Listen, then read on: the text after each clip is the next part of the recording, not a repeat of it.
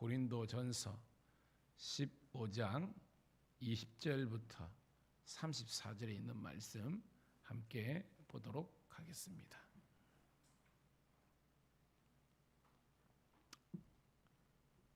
고린도전서 15장 20절부터 34절에 있는 말씀 시작.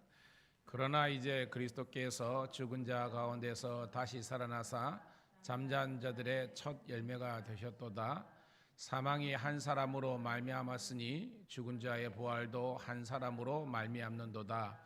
아담 안에서 모든 사람이 죽은 것 같이 그리스도 안에서 모든 사람이 삶을 얻으리라.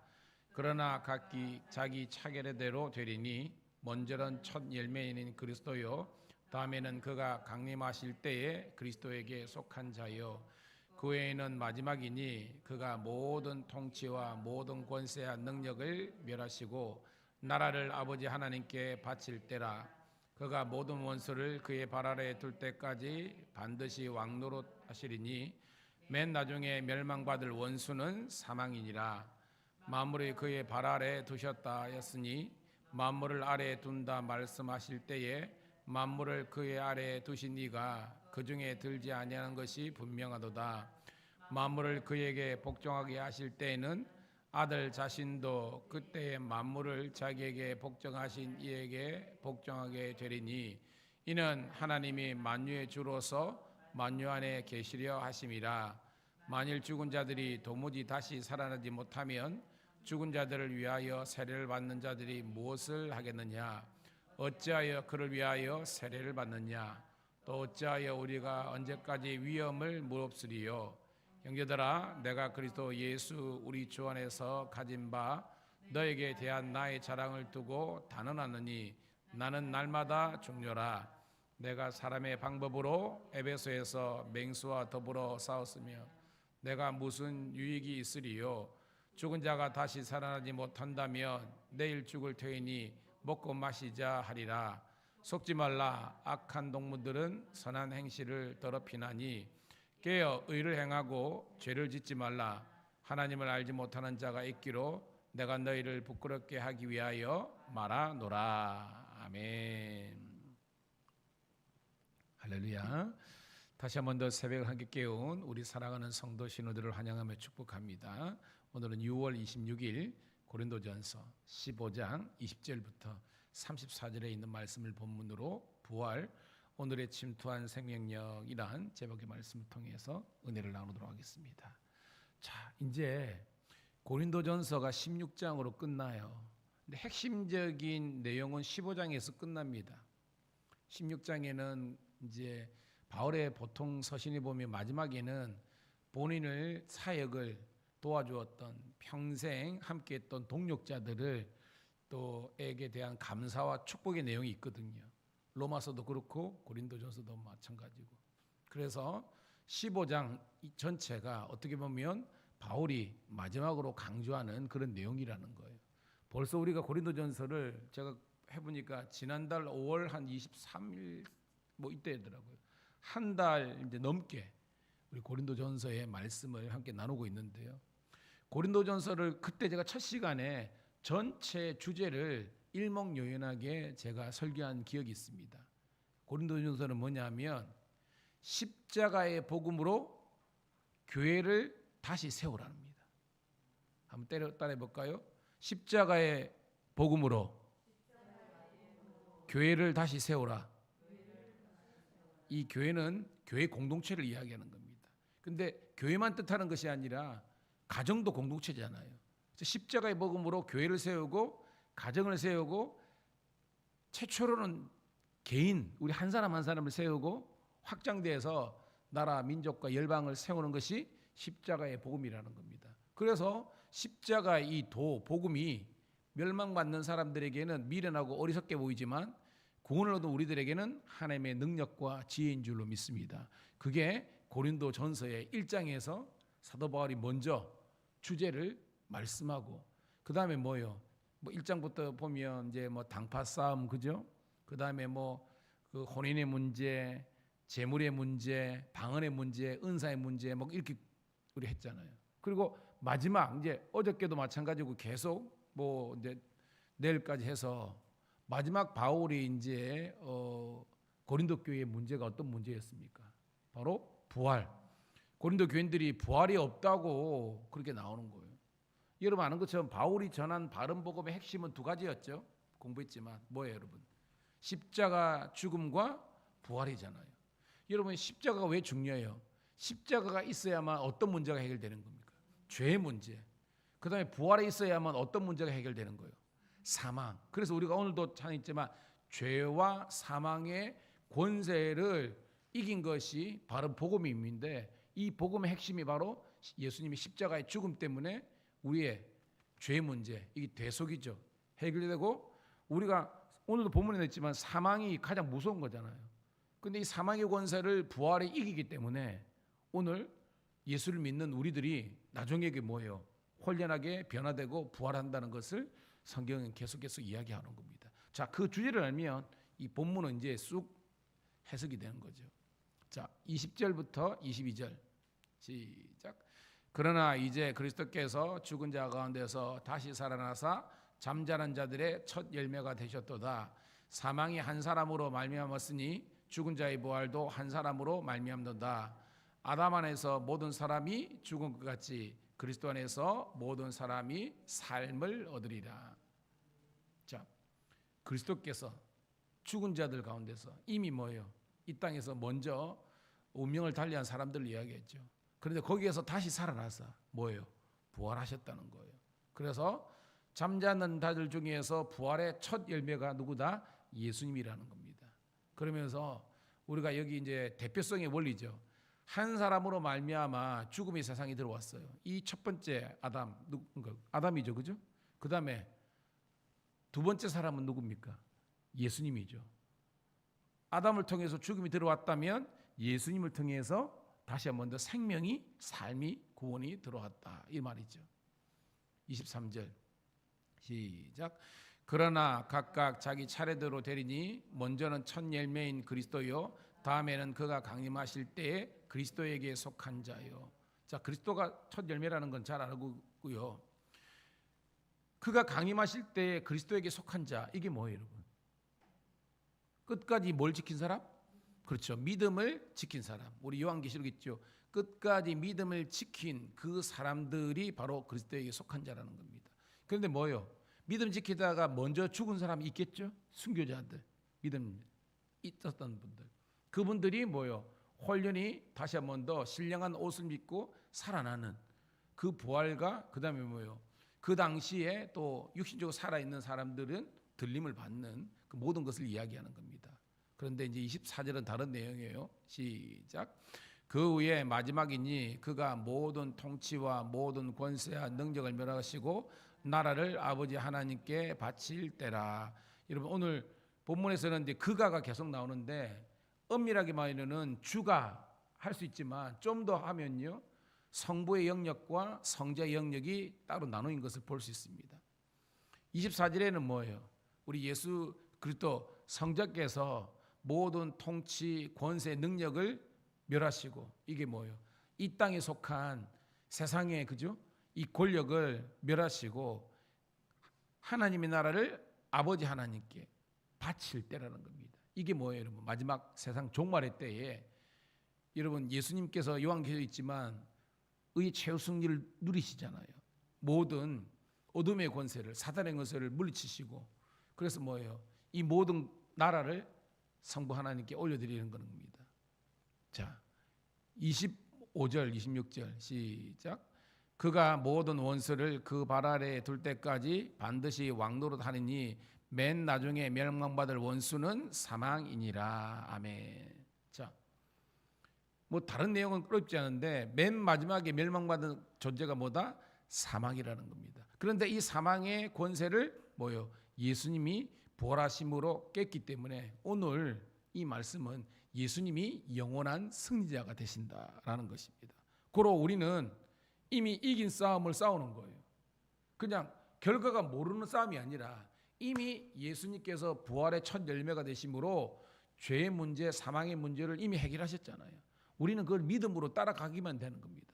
고로 우리는 불확실한 싸움이 아니라 이미 예수님께서 이긴 싸움을 우리가 하고 있다는 것을 깨닫는 우리가 되기를 축복합니다. 자, 그러면서 이제 가운데 단락입니다. 27절부터 28절 시작. 만물을 그의 발 아래에 두셨다 하셨으니 만물을 아래에 둔다 말씀하실 때에 만물을 그의 아래에 두시니가 그 중에 들지 아니한 것이 분명하도다. 만물을 그에게 복종하실 때에는 아들 자신도 그때 만물을 자기에게 복종하신 이에게 복종하게 되리니 이는 하나님이 만유의 주로서 만유 안에 계시려 하심이라. 아멘. 자, 오늘 이 내용은요, 이제 성부의 영역과 성자의 영역이 같이 공존하는 겁니다. 여기서 만물을 자기에게 복종하게 하신 이가 누구예요, 여러분? 바로 성부라는 겁니다. 그래서 이 성부가 만유, 그러니까 모든 세상의 주님이 되시고 주인이 되시고 그리고 모든 만유 안에 성부가 계신다는 겁니다. 이게 하나님의 편재성이죠. 하나님의 모든 가운데 하나님이 계시다는 겁니다. 그리고 그분께서 모든 세상 만물을 그 발 앞에 두신다는 겁니다. 그래서 물론 오늘은 그죠. 그 위의 내용은 예수님께서 모든 것들을 당신의 발 앞에 두신다는 내용이 좀 위에 있고요. 그리고 밑에 내용은 성부 하나님께서 모든 곳의 주인이 되시고 모든 권세 위에 최고 높은 그런 권세로서 임한다는 것을 이야기하고 있습니다. 그리고 우리는 뭐예요? 주님만 바라보고 나아가는 그런 복된 믿음을 가지라, 그 내용이라는 겁니다. 자, 이제 마지막 단락 29절 30절 시작. 만일 죽은 자들이 도무지 다시 살아나지 못하면 죽은 자들 위하여 세례를 받는 자들이 무엇을 하겠느냐? 어찌하여 그들 위하여 세례를 받느냐? 또 어찌하여 우리가 언제까지 위험을 무릅쓰리려? 자, 이게 무슨 말입니까? 만약에 그러니까 고린도전서 15장이 부활장이잖아요. 예수님의 부활이 없다면 얼마나 억울한 일이 발생할 수 있냐라고 은유적으로 이야기하는 겁니다. 여러분, 여기서 왜요? 세례 받는 일이 뭐냐면 우리가 여러분 세례는 뭐예요? 우리가 죄에 대해서 죽고 다시 한번 더 거듭나서 하나님의 자녀가 되는 거잖아요. 이걸 우리가 하는 것은 뭐냐면 이 세례를 받는 자들이 결국은 부활의 주체가 되는 거잖아요. 근데 뭐예요? 부활이 없다면 우리가 지금 살아있을 때 세례받고 예수를 믿어봤자 다시 살아되지 못하면 이미 뭐예요?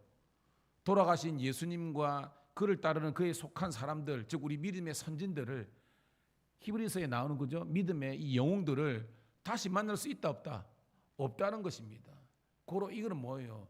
절대 부활이 없는 것이 아니라 부활은 확실한 것이다 라는 것을 은유적으로 이야기하는 겁니다. 또한 두 번째로 뭐예요?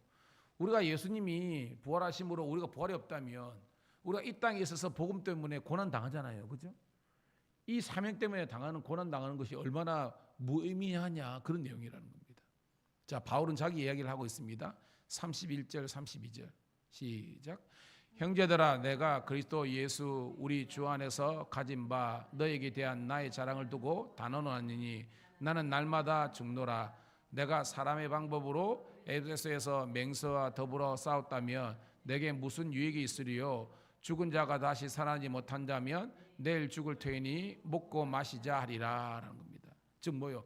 바울은 확실하게 부활을 믿었기 때문에 자기는 뭐요? 날마다 옛 자는 죽고 하나님의 나라와 영광과 이 복음을 위해서 자기 자신을 완전히 이제 뭐요? 전제처럼 우리가 디모데후서 공부했잖아요.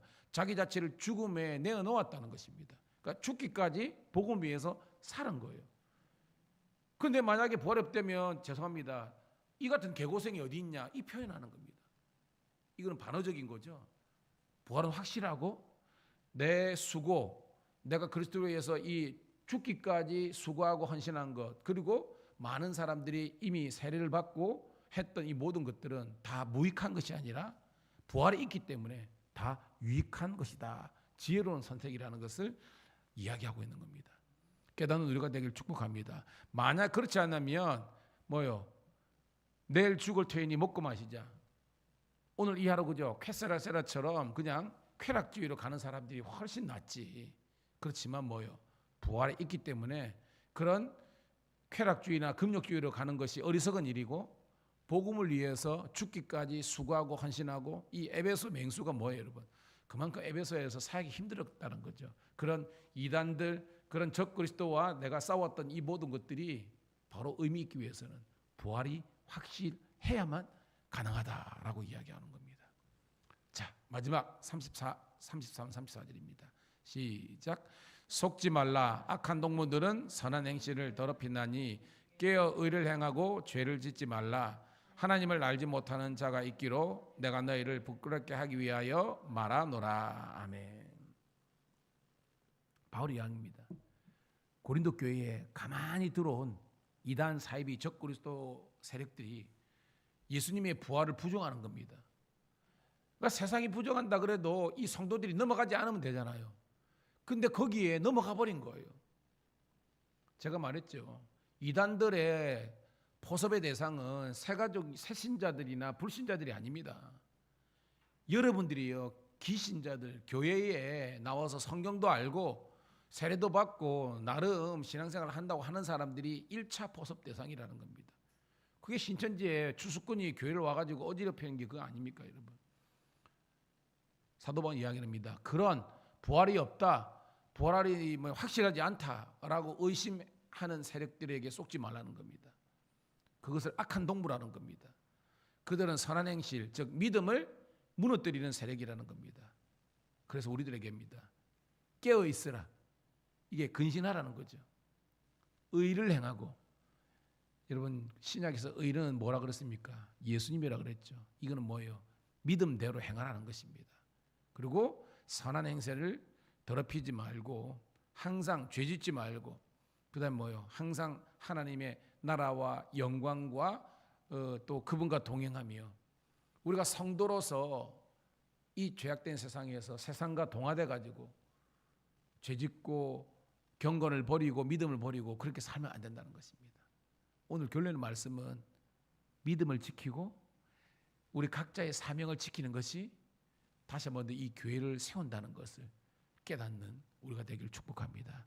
다시 한번 말씀드립니다. 여러분의 믿음을 지키고 여러분의 각자의 사명을 온전히 감당할 때에 어떻게 보면 무너져 버렸던, 무너져가는 다시 한번 이 교회를 리빌딩 할 수 있는 능력이 예수님의 십자가와 부활임을 믿고 나아가는 여러분 모두가 되시기를 주의 이름으로 축복합니다. 하나님 고맙고 감사합니다. 오늘도 우리 고린도전서 15장 이 부활장 이 복음의 말씀을 통해서 말씀을 깨닫는 은혜 주심을 감사드리옵나이다. 다시 한번 더 하나님 이 한국교회에 우리 성도들 가운데 아버지 하나님이여 이 복음 예수님의 십자가의 죽음으로 말미암아 우리의 죄의 문제가 해결되고 예수님이 다시 부활하심으로 말미암아 우리 모든 사망의 권세 죽음의 권세를 이기셨다는 사실을 믿고 우리가 아버지 하나님 고백하는 저희들 되게 도와주시옵소서. 오늘도 아버지 하나님이여 우리 경남 지도자 초청 우리 조찬 기도회가 있습니다. 이번에 당선되신 아버지 하나님의 모든 위정자들이 정말로 하나님의 나라와 영광을 생각하며 또한 아버지 하나님의 도민과 시민과 국민들을 대변해서 아버지 하나님이여 각자의 주어진 자리에서 정치 잘할 수 있도록 주님께서 은혜 베풀어 주시고 이 나라 이 민족이 하나님 잘 믿어서 복받는 나라 될 수 있도록 하나님 우리의 소망이 되어 주시옵소서. 오늘 오늘 한 주간도 그리고 오늘 이 하루도 승리하게 도와주시고 저녁에 우리 또한 우리 성경 공부를 통해서도 주님께 영광 올려드리게 도와주시옵소서. 예수님 이름 받들어 감사